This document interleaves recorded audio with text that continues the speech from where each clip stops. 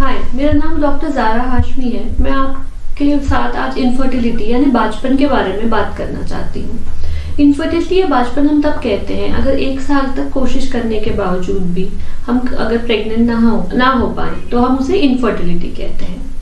ये जब महिला की उम्र 35 से नीचे है। अगर उसकी उम्र 35 के ऊपर है तो जो टाइम पीरियड है वो 6 महीने हो जाता है। हम अक्सर ये सोचते हैं कि इनफर्टिलिटी की वजह सिर्फ एक औरत में कोई कमी है, ये इसके कारण है। ये सही नहीं है।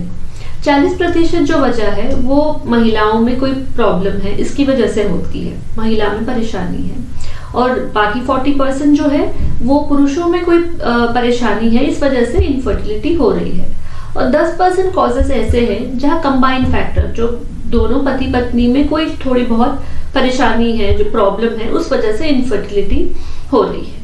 और आखिरी 10% केसेस ऐसे हैं जहां सारी जांच करने के बावजूद भी हमें ये पता नहीं लग पाता कि असल वजह क्या है। इसे हम अननोन या इडियोपैथिक कॉजेस कहते हैं। और इनफर्टिलिटी के काफी सारे रिस्क फैक्टर्स हैं। जो महिलाओं में रिस्क फैक्टर्स हैं वो अगर उसकी उम्र 35 के ऊपर है तो ये एक रिस्क फैक्टर हो सकता है। और दूसरी है इरेग्युलर पीरियड्स, यानी सही वक्त पे महीना या माहवारी ना होना। और तीसरी वजह है मोटापा। अगर उसका हाइट के हिसाब से वेट बहुत ज़्यादा है तो एक ये वजह भी हो सकती है। और फिर अगर उसके ओवरी या फैलोपियन ट्यूब्स में इससे पहले कभी सर्जरी हुई हो या कोई इन्फेक्शन हुआ हो तो ये भी एक कॉज हो सकता है। अगर उस महिला को थायराइड प्रॉब्लम है, हाइपो या हाइपरथायरॉयडिज्म, इससे हार्मोनल इम्बैलेंस होता है और कंसीव करने में काफ़ी परेशानी होती है। और अगर बार बार उसे अबॉर्शन या गर्भपात हुआ हो, ये भी एक कॉज हो सकता है कि वो इनफर्टिलिटी हो रही है उसमें।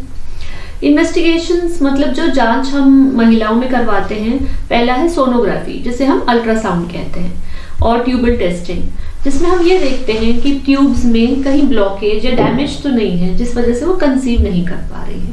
अगर ये दो जो जांचें सही निकली तो हम करते हैं हार्मोनल प्रोफाइल। ये एक खून की जांच है जिसमें हम एस्ट्रोजन प्रोजेस्टेरोन लेवल्स देखते हैं और फिर ब्लड शुगर लेवल्स भी टेस्ट करते हैं ताकि ये देखें कि वो डायबिटिक है या नहीं है। और अब हम आते हैं रिस्क फैक्टर्स जो एक पुरुषों में होते हैं। वैसे तो काफी रिस्क फैक्टर्स हैं पुरुषों में जिसे वो इनफर्टाइल हो सकते हैं। सबसे पहला है सिगरेट स्मोकिंग। अगर वो बहुत सालों से ज्यादा मात्रा में सिगरेट पी रहे हैं तो ये एक कॉज हो सकता है। और फिर अल्कोहल कंजप्शन, बहुत लार्ज अमाउंट में इनटेक ऑफ अल्कोहल। और फिर तीसरा वजह ये हो सकती है अगर वो किसी नशीली चीज़ों का सेवन कर रहे हो, हाई कैफीन ले रहे हो, इस वजह से भी इनफर्टिलिटी हो सकती है। और अगर वो रिगरस एक्सरसाइजेस, बहुत ज़्यादा जिमिंग कर रहे हो, सप्लीमेंट्स ले रहे हो, इससे भी फर्टिलिटी पे इफेक्ट पड़ता है। और उनका अगर ऑक्यूपेशन, उनका जॉब ऐसा है कि उन्हें 10 से 12 घंटे बैठना पड़ रहा है एक जगह पे, तो ये स्पर्म मॉर्फोलॉजी या उसकी मोटिलिटी में इफेक्ट करता है और इनफर्टिलिटी को ये लीड कर सकता है।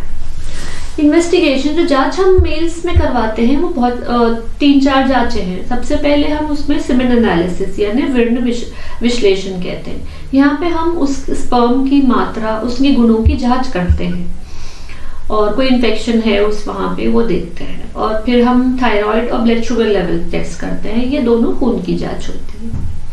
अब आ रहे हैं हम ट्रीटमेंट पे। ट्रीटमेंट सिर्फ दवाइयाँ देना या कोई प्रोसीजर करना नहीं, इतने तक सीमित नहीं है।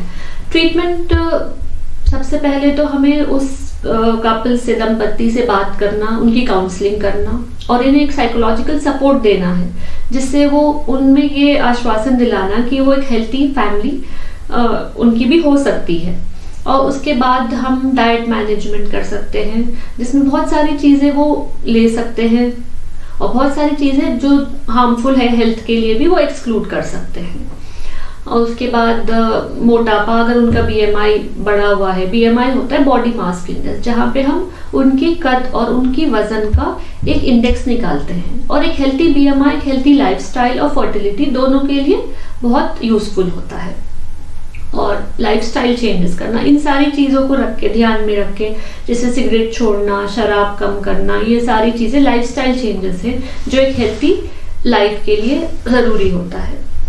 और फिर आता है 3 मेन चीजें ट्रीटमेंट में, ओव्यूलेशन इंडक्शन, IUI और IVF। ओव्यूलेशन इंडक्शन में हम दवाइयां देते हैं महिला को जिससे ओव्यूलेशन इंड्यूस होता है और कंसीव करने में उन्हें हेल्प मिलती है।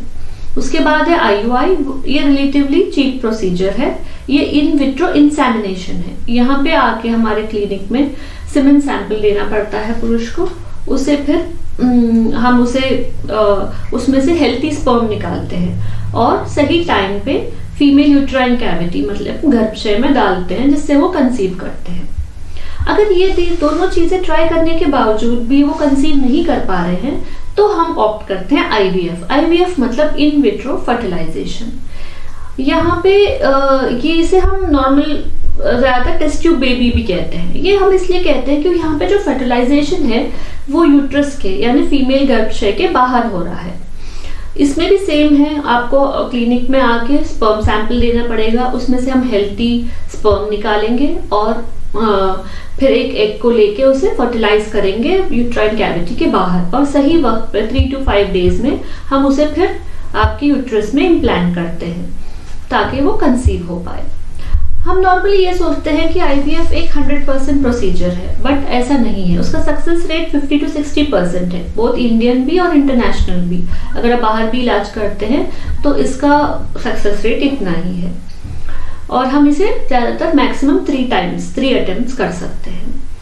तो ट्रीटमेंट बहुत सारी चीज़ें इंक्लूड होती हैं, लाइफस्टाइल चेंजेस, उनका डाइट, BMI मेंटेन करना, साइकोलॉजिकल सपोर्ट देना, फिर दवाइयाँ और प्रोसीजर करना। इन सारी चीज़ों से आप कंसीव करके एक हेल्थी लाइफ, हेल्थी फैमिली आपकी भी हो सकती है।